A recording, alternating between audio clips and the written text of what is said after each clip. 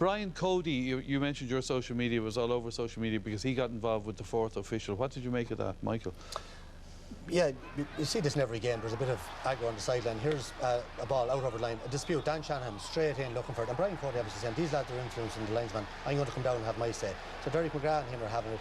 Fourth official steps in, you know, and you can't really see it there at that time. But there is what I would call very, very minor interference. Now the rule is that minimum interference with an official is a 12-week suspension. But this is, to me, it's political correctness gone mad. It's all over social media. You just see it there. There's a slight touch there, and he pushes him back.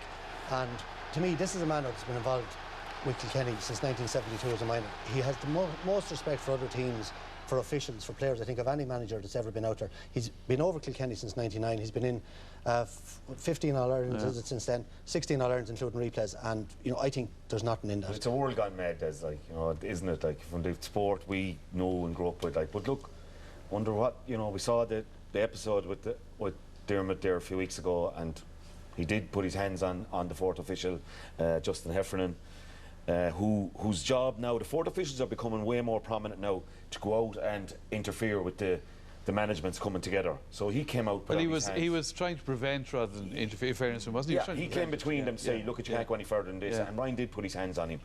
Yeah. Who'll decide after that? I don't know. There's no aggression. There's no malice in it. His malice is Derek McGrath. He still wants to get to him. It's more like, get out of my way sort of thing. So look at.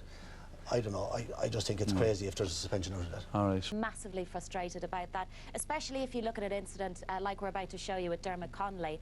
If you slow this right down and take a close look at it, he did interfere with the official. What are your thoughts on this?